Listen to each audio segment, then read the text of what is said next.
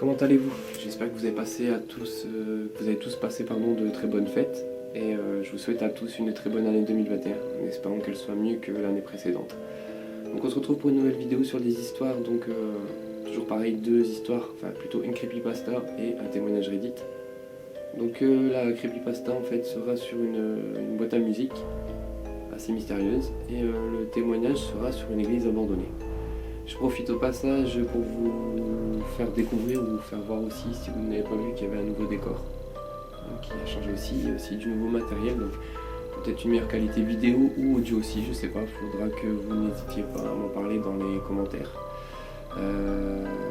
N'hésitez pas aussi à vous abonner, à me laisser un petit pouce pour continuer à m'encourager dans les prochaines vidéos pour continuer à m'améliorer. N'hésitez pas aussi à mettre la cloche des notifications pour être au courant des prochaines vidéos à venir. Et écoutez, préparez-vous, plongez-vous dans le noir, mettez-vous un casque, essayez de vous plonger au maximum dans ces deux histoires. Et sans plus attendre, je vais vous les faire découvrir tout de suite. Allez, c'est parti.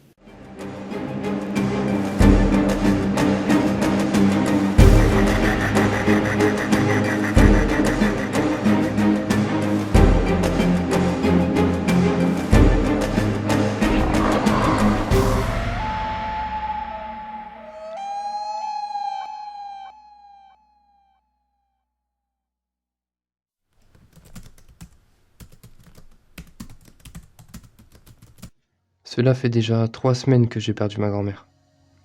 Nous étions proches, je passais la voir très souvent.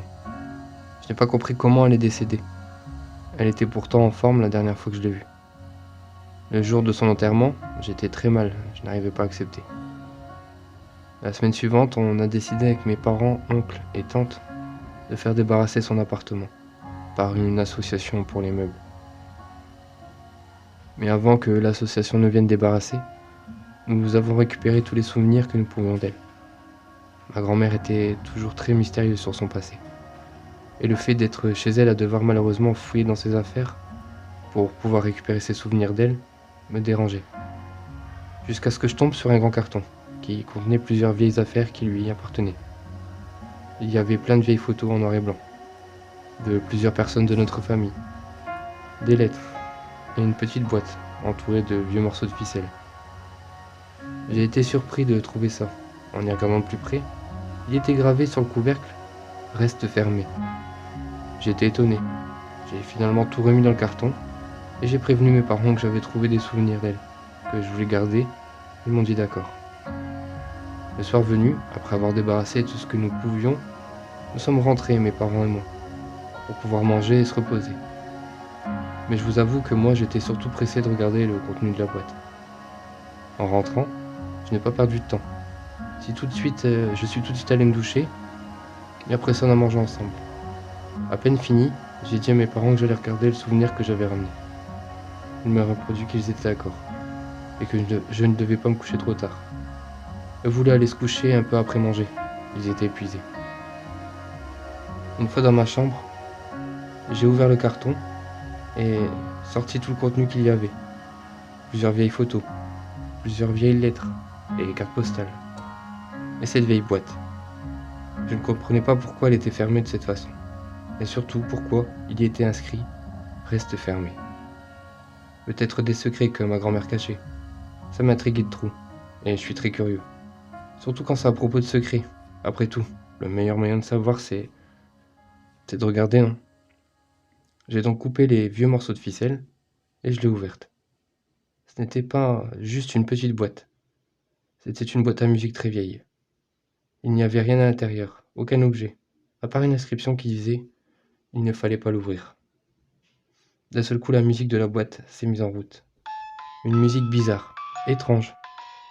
Par réflexe, j'ai cherché tout autour et à l'intérieur, le remontoir. Mais il n'y en avait pas. On ne peut pas la remonter.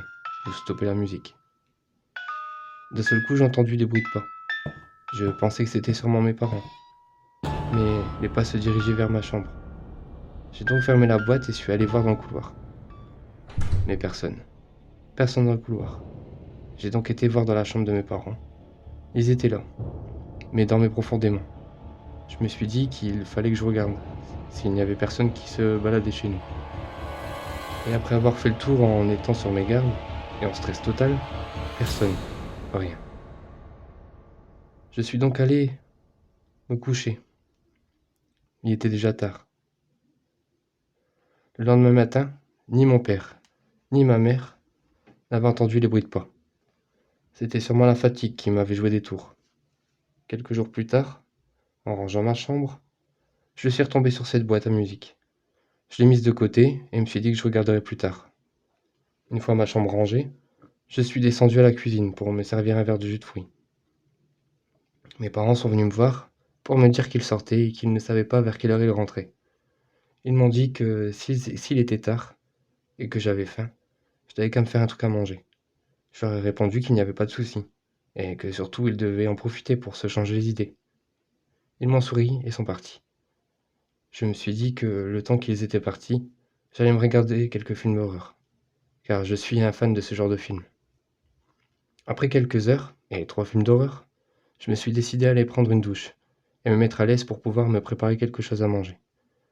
Une fois sorti de la salle de bain, je me suis dirigé vers ma chambre, car je venais de me rappeler que cette boîte à musique, je l'ai prise et je l'ai examinée de nouveau, en me demandant pourquoi ma grand-mère avait ce genre de choses chez elle, et pourquoi elle était cachée et scellée. Je ne sais pas pourquoi, je l'ai ouvert de nouveau, alors que je savais qu'il n'y avait rien à l'intérieur. Rien à part l'inscription, et ça a recommencé.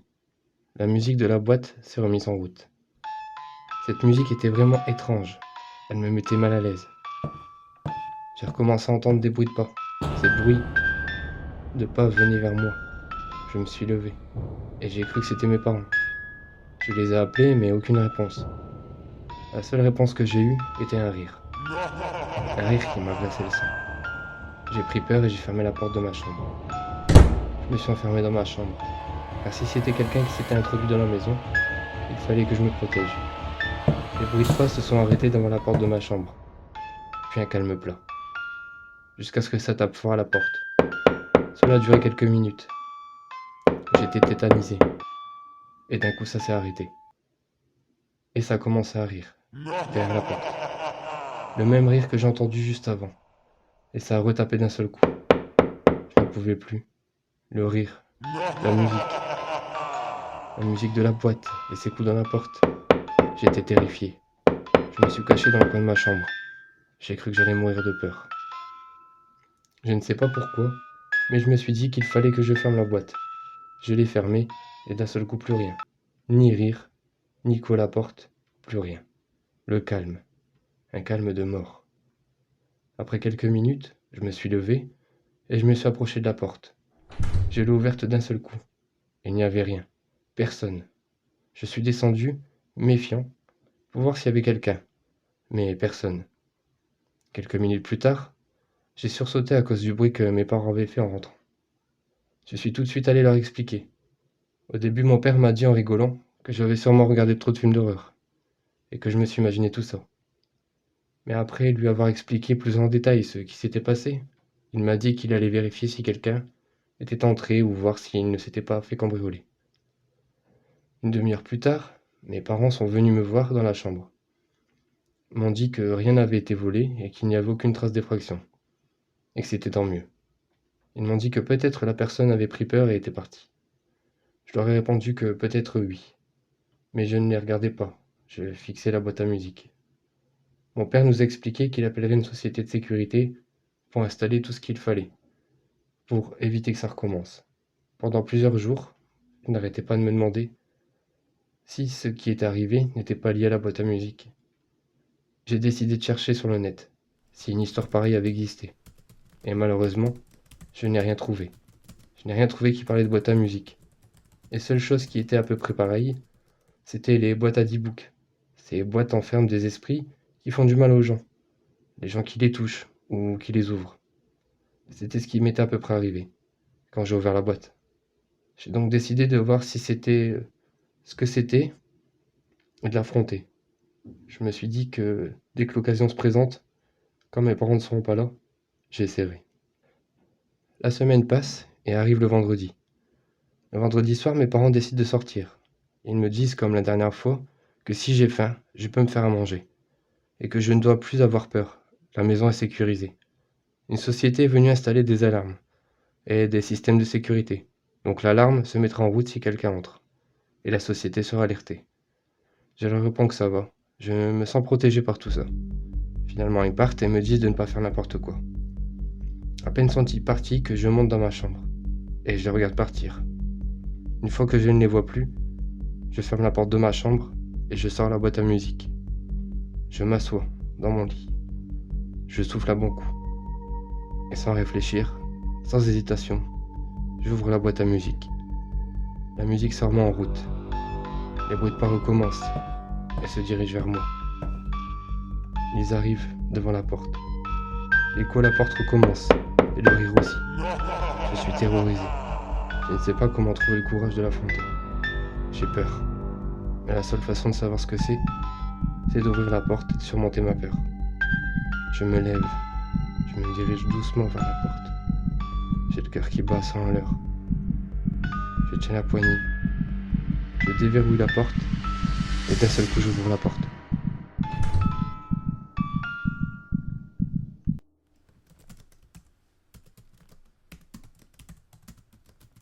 Je voudrais commencer par dire que personne ne devrait être aussi stupide que moi dans cette histoire. Il y avait d'innombrables signes, et parce que je pensais que j'étais invincible, je me suis presque blessé, ou pire.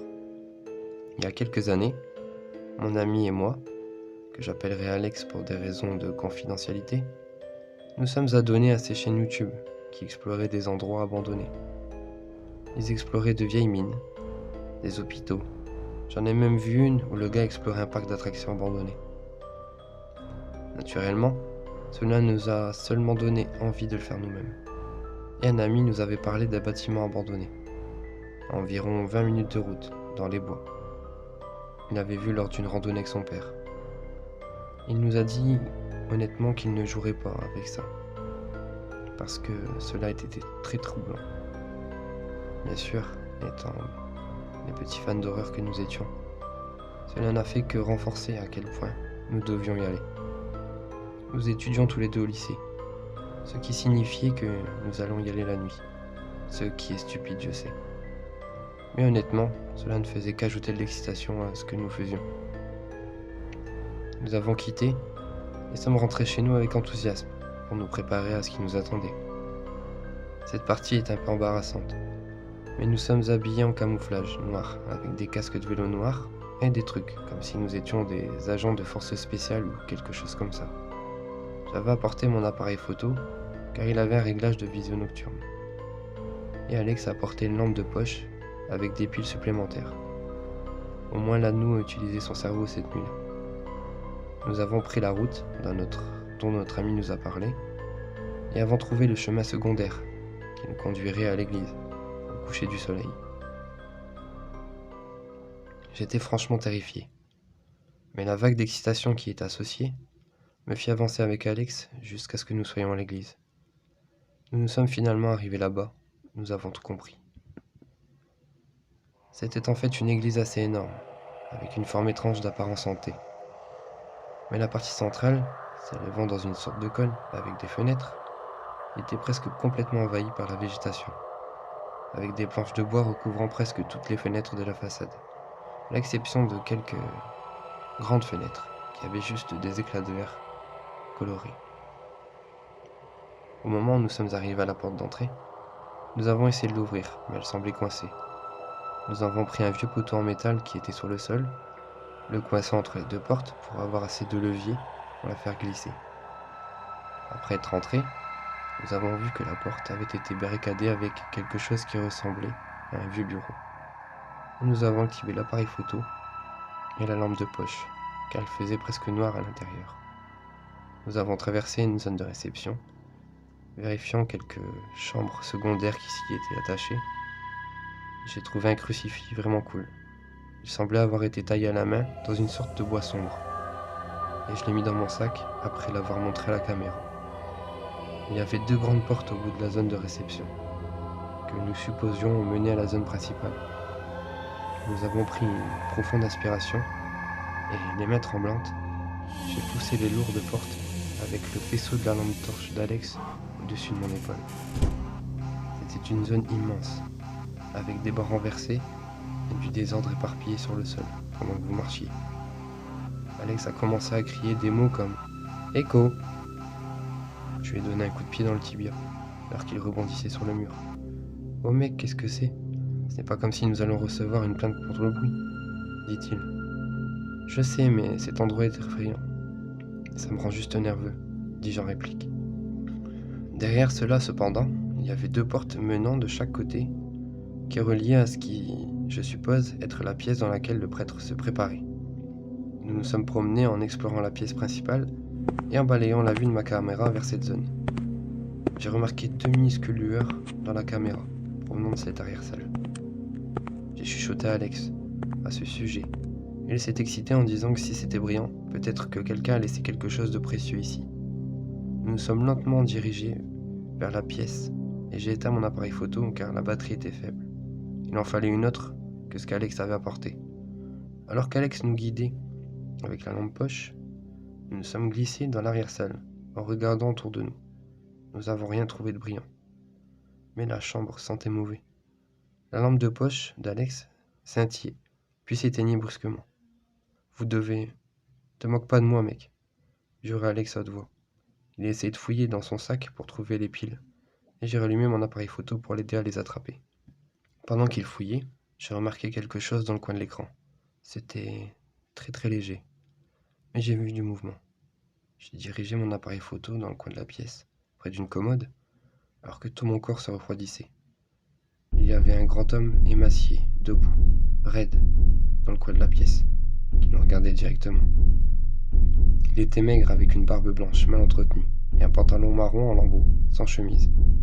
Je ne pouvais même pas voir ses yeux car dans l'appareil photo, il ressemblait à des ovales verts grisâtres. Je me figeai complètement et étouffai un cri, attrapant lentement la main d'Alex aussi fort que possible et commençai à reculer hors de la pièce, aussi silencieusement que possible. Il était confus, mais je pense qu'il s'est rendu compte que quelque chose se passait, par la force avec laquelle je le tenais. Il a reculé sans dire un mot. Dès que nous sommes sortis de la pièce, je lui ai dit que quelqu'un était dans le coin. Et sans perdre de temps, nous avons sprinté hors de l'église, trébuchant et tombant sur des débris aléatoires, alors que je guidais Alex avec ma main, regardant à travers ma caméra de vision nocturne. Une fois que nous sommes arrivés à la voiture, j'ai eu du mal à mettre les clés dans le contact, parce que je tremblais si fort. Alors que nous partions, Alex et moi avons parlé de façon paniquée de ce qui s'était passé. Nous n'avons jamais dit à nos parents, ni appelé qui que ce soit, car nous ne savions pas si c'était une propriété privée ou quelque chose du genre, et nous ne voulions pas avoir d'ennui. Je pense que la partie la plus effrayante de cette expérience était sa taille et la façon dont il se tenait là, complètement silencieux. Je ne sais pas si c'était un homme sans-abri ou un malade mental fou, mais de toute façon, nous ne nous reverrons pas. Mais j'espère que ces 2 histoires vous auront plu. N'hésitez pas à laisser des commentaires par rapport à ces histoires ou par rapport au décor ou quoi que ce soit qui aurait changé, que vous préférez comparer avant ou que vous n'aimez pas. Je sais pas, n'hésitez pas à me laisser des commentaires par rapport à tout ça. Et voilà, j'espère que ça vous aura plu et on va se retrouver assez rapidement pour d'autres vidéos, que ce soit histoire ou exploration, peu importe. Mais on se retrouvera assez vite. Sur ce, je vous dis à très bientôt. Salut!